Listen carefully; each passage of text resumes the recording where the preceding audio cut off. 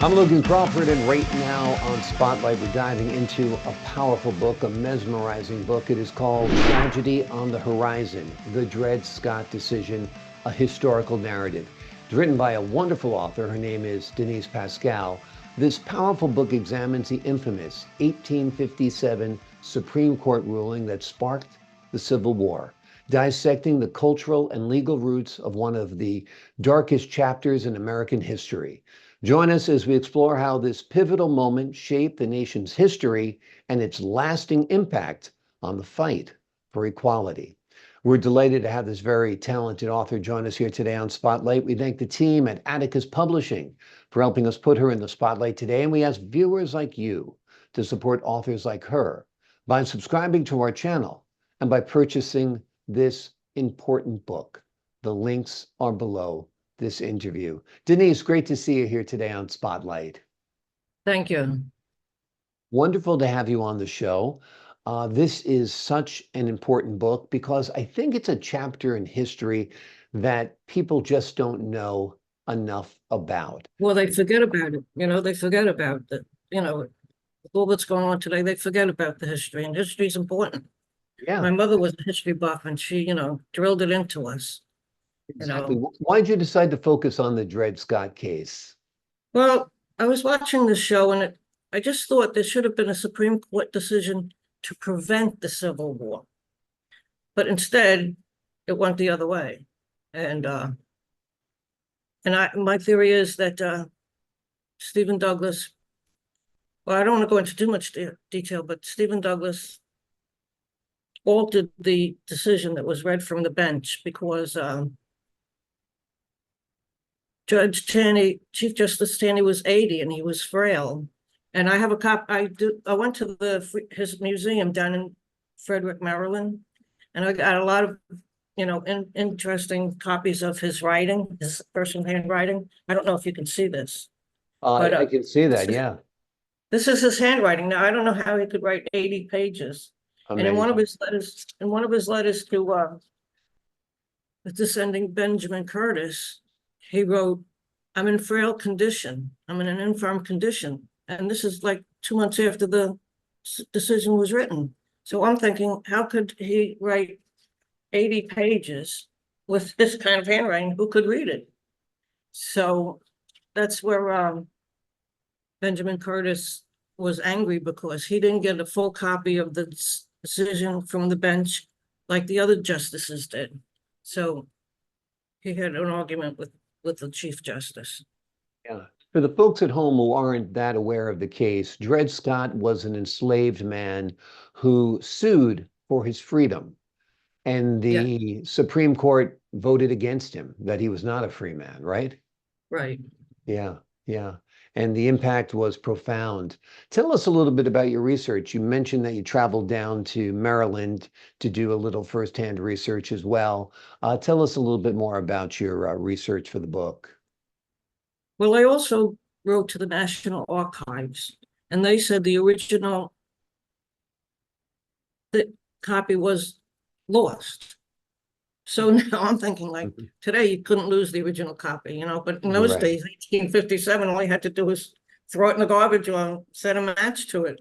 So that gave me the theory that this was tampered with, and Stephen Douglas was the temperer or protagonist. Yeah, amazing, amazing. Was there anything that surprised you in your research when you were doing your research? Well, a lot of it did, I mean, I also got old newspapers articles from 1857. And this one, I mean, you can't really see it. It really did say that the Dred Scott decision nationalized slavery. And that was the result of the Dred Scott decision, because slavery was never supposed to go past the original 13 colonies. Yeah. So Stephen Douglas had the most to gain from influencing this. Yeah. And so amazing. What was the public reaction at the time to the Dred Scott ruling? Well, the Southerners liked it and the Northerners didn't. the Northerners didn't, the abolitionists didn't like it. And when Stephen Douglas had his last debate with Lincoln, he admitted that he kind of admitted that he did this damage. You know, not so many words, but Lincoln got it out of him, you know, drew it out of him. And so Lincoln won the presidency and Stephen Douglas didn't. There you go. Right person for the right time. Exactly. Which Exactly. is comparable to today, you know, we need the right person for the right today as well as we did then. Absolutely. Absolutely. Do you think the Civil War might have been avoided if Dred Scott had been given his freedom? Yes. And I also think that if Benjamin Curtis was the Supreme Court justice, you know, Chief Justice, he would have avoided it because he dissented the opinion. So I think that would have avoided the Civil War also.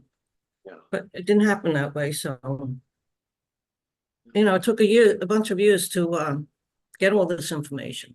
Right. Because, you know, 1857 was a long time ago now. It was a long time ago, and I enjoyed doing it. My daughter told me, you know, do it like a hobby, you know. Yeah. So that's what I did, but it was fun while I did it, and I helped design. I designed the cover of the book myself, actually. Great. Well, it looks You know, terrific. Tragedy on the horizon, and the tragedy was the Civil War. Yeah. Absolutely. Tell us a little bit about your background. Do you have a background in history? Yes. I took history. Like I said, my mother, you know, we watched the Kennedy funerals and all of that. My mother made us do that because she said, this is the only history you're ever going to learn. Right. It's current events, but it's history. You know, Yeah. what happened with Kennedy and Khrushchev, you know, the Cuban Missile Crisis, it's all history. And, you know, my mother made us watch it all. So I did become interested in history. And then I took a course in political science, which also made me realize that law and politics go hand in hand. And that's when I decided to do this. Yeah, absolutely. Well, we're glad you did because it's such a great book. It's an impactful book. And like we said right from the beginning, a lot of people were taught in grade school about the Dred Scott decision, but you know, when you're 10 years old and your mind's drifting all over the place, you don't really focus, you don't realize, you know, the implications that it had on society and why it is such a landmark case. You know, with the North and the South and the push for freedom and the push for, you know, keeping things just as they were. Do you think the framers of the Constitution handled the issue of slavery, given It was their worst problem. They didn't know how to handle it because they didn't think the South would join the Union if they didn't allow slavery. So that was a problem, but they had to do it. They had to, you know, it happened at the time and it had to happen that way. Otherwise, we wouldn't be the United States. Absolutely, absolutely. What a horrible consequence it was, obviously on the human lives that were impacted directly by slavery, but then also on the country, you know, to be divided in half, basically, and for a bloody battle to ensue that cost, you know, thousands and thousands of lives. 600,000 lives. Yeah. Amazing, amazing. This was your first book you've ever written? Yes. Yeah. Yes, So it was. now do you have the bug? You're going to write And some I more? was thinking about, well, I was thinking of comparing this case to the Dobbs decision, which says slaves couldn't be free and women don't have as many rights as they used to. I'm thinking about it, but first I wanted to get this done. Yeah, well, you did a So great job in it's getting an this option. done. Yeah. And I think looking at the Dobbs decision would be wonderful as well. The book we've been focusing on today is Tragedy on the Horizon, the Dred Scott Decision, a historical narrative. It's written by a terrific author, Denise Pascale. It's a powerful book that takes a look at the infamous 1857 Supreme Court case that sparked the Civil War.